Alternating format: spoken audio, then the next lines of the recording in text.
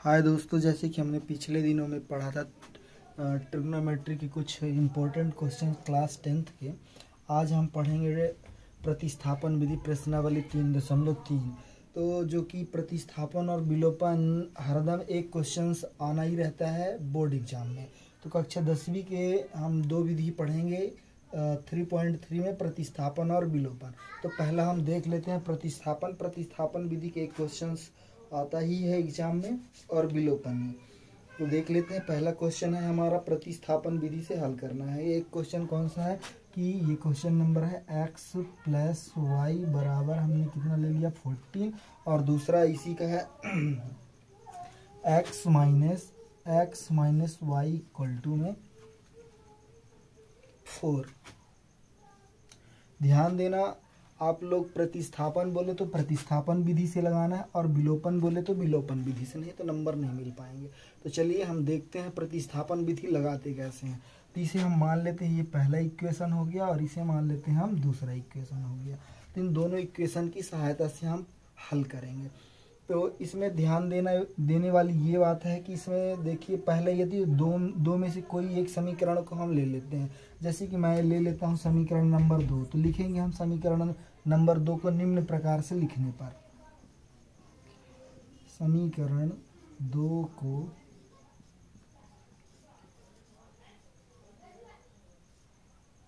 निम्न प्रकार से लिखने पर, तो पहले तो हम समीकरण नंबर 2 को लिख लेते हैं। x minus y equal to में कितना हो जाएगा 4।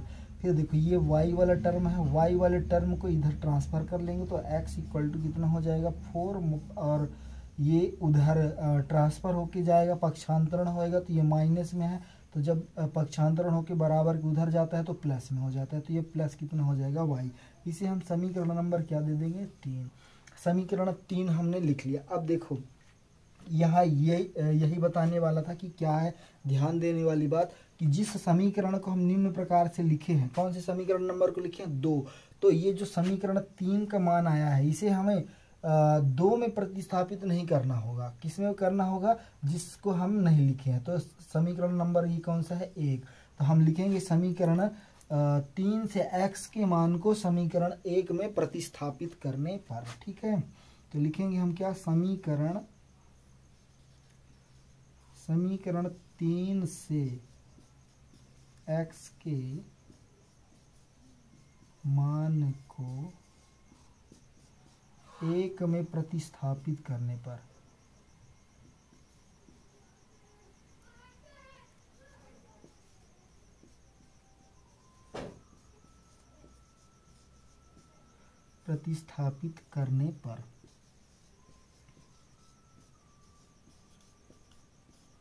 अब देखो समीकरण 3 में x की मान कितना है 4 प्लस वाई, तो ये जो वैल्यू है इसे समीकरण 1 में क्या कर देंगे, हम प्रतिस्थापित कर देंगे। तो पहले तो हम समीकरण 1 को लिख लेंगे। क्या है हमारा समीकरण number 1, x plus y equal to में 14 मतलब 14 है। तो x का मान अब इसमें प्रतिस्थापित करेंगे तो कितना है हमारा, ये x की जगह में क्या लिखना है हमको 4 प्लस वाई, और ये वाला प्लस अपनी जगह पे, ये प्लस अपनी जगह पे और ये y भी अपनी जगह पे, तो प्लस वाई इक्वल टू में कितना हो जाएगा 14। अब देखो ये दोनों जुड़ जाएगा, ये 4 तो है और ये दोनों जुड़ेगा, एक y और एक y कितना हो जाएगा प्लस 2y इक्वल टू में 14। अब ये 4 को इधर पक्षांतरण करेंगे हम, तो ये हो जाएगा 2y इक्वल टू में 14, और देखो यहाँ कुछ भी चिन्ह नहीं है तो प्लस माना जाता है, तो ये पक्षांतरण होकर उधर जाएगा तो माइनस हो जाएगा -4। अब इन दोनों में कैलकुलेशन हो जाएगा तो 2y इक्वल टू 14 में 4 माइनस हो जाएगा तो कितना बचेगा 10। अब y का मान निकाल लेंगे तो ये वाला इधर इसके नीचे पक्षांतरण होके चला जाएगा, तो क्या हो जाएगा y इक्वल टू में 10/2, ये इसे कट आउट होकर के कितना आ जाएगा 5, तो y का मान कितना आ गया 5, तो इसमें एक मान तो मिल गया है। अब इसी प्रकार हम इसको हल करके कौन सा मान लेके आना है x का मान। तो अब ध्यान देना, एक मान तो यहाँ से ये निकल गया हमारा, तो x का मान देखो y के मान को समीकरण 3 में प्रतिस्थापित करने पर, तो जब 3 में प्रतिस्थापित कर देंगे तो y का मान निकल जाएगा। ठीक है,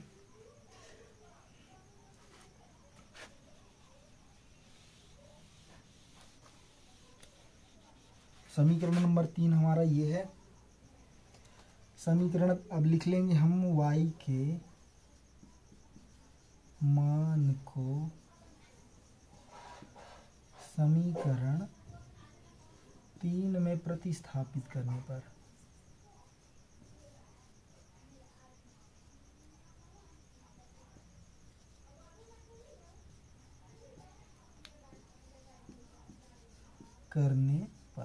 तो समीकरण 3 पहले लिख लेंगे। क्या है हमारा x इक्वल टू में 4 प्लस वाई।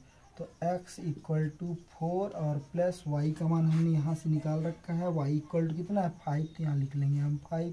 तो x का मान कितना आ जाएगा 5 प्लस 4 इक्वल टू में 9। तो ये दोनों वैल्यू मिल गए हमको, एक ये x का मान y का मान मिल गया और एक x का मान। तो दोस्तों जितने भी क्वेश्चंस हैं प्रतिस्थापन विधि से सेम प्रोसेस रहता है, कुछ थोड़ी बहुत इधर उधर कॉम्प्लिकेटेड हो जाते हैं। तो चलिए आगे हम और एक दो क्वेश्चन सॉल्व करेंगे और उससे रिलेटेड सभी जो कठिनाई है उनको समझते आगे बढ़ते जाएंगे। तो आई होप आप लोग स्क्रीनशॉट ले लेना या फिर लिख लीजिएगा। चलिए आगे बढ़ते हैं।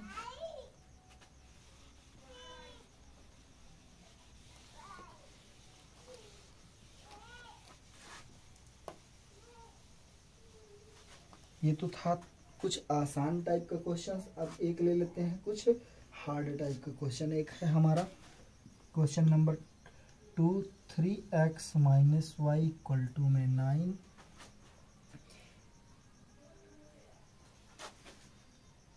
9x minus 3y equal to में 3।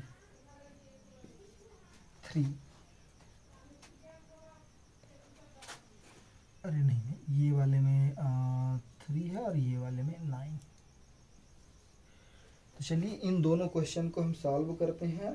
देखो अब जो पहले क्वेश्चन सॉल्व किए थे वो कुछ आसान था, अब ये वाला थोड़ी कठिन है।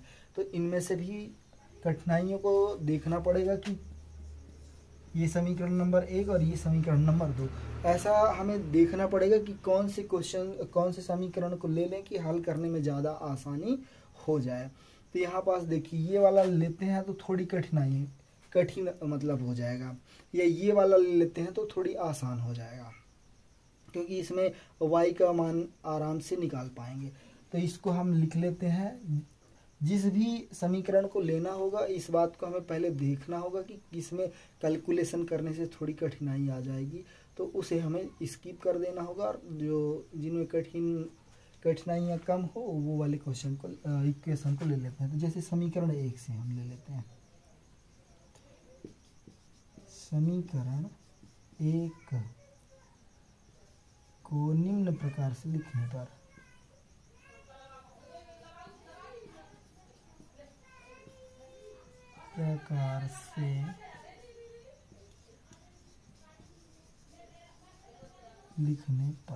तो पहले समीकरण 1 लिख लेते हैं। 3x minus y equal to में 3 है।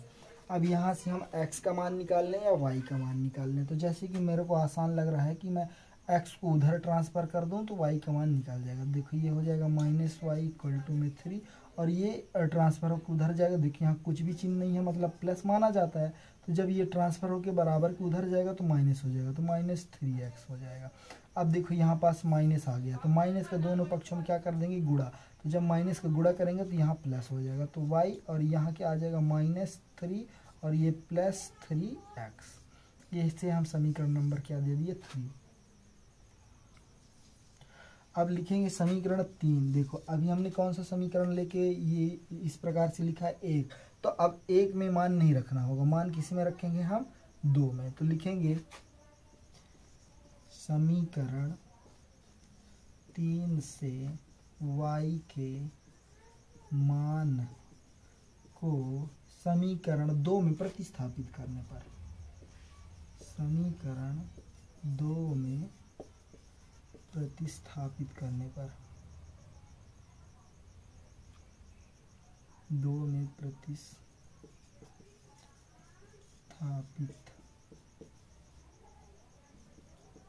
करने पर। तो पहले तो हम समीकरण 2 लिख लेंगे। 1 2 क्या है समीकरण 2, 9x minus 3y equal to में 9। अब यहाँ हमें क्या लिखना है, x के y के मान को लिखना है।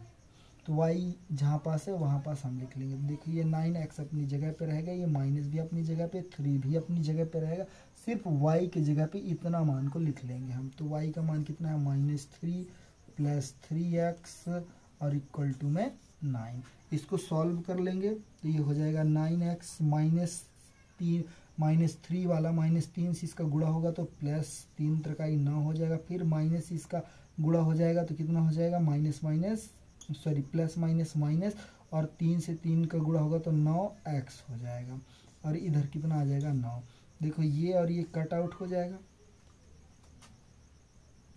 तो कट आउट नहीं करेंगे हम, इसको इस प्रकार से लिख लेंगे, ये 0x, और देखो ये इधर हो जाएगा, ये 0x हो जाएगा, और ये +9 और इक्वल टू में ये 9। ध्यान देना, ये 0 × में x प्लस ये वाले टर्म को इधर भेज देंगे तो कितना आ जाएगा, इक्वल टू में 9 - 9। इट मीन्स क्या हो जाएगा, 0 × x, और ये 0 को इधर ट्रांसफ़र कर देंगे तो x का मान कितना आ जाएगा, 0। ये बात को ध्यान रखना होगा आप लोगों का। तो x का मान कितना मिल गया हमको, x इक्वल टू 0 मिल गया। अब x के मान को समीकरण किस में रख देंगे, 3 में, तो किसका मान मिल जाएगा, y का मान। तो चलिए आगे हम सॉल्व करते हैं।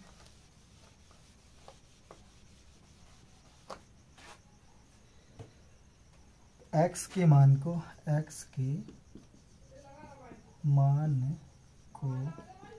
समीकरण 3 में प्रतिस्थापित करने पर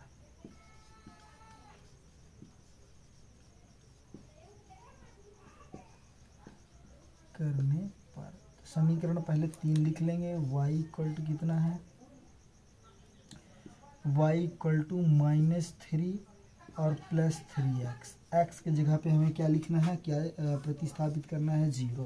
तो ये हो जाएगा y इक्वल टू में -3 + 3 × में 0। जब इसको सॉल्व करेंगे तो 0 आ जाएगा, y इक्वल टू -3 और प्लस कितना आ जाएगा, 0।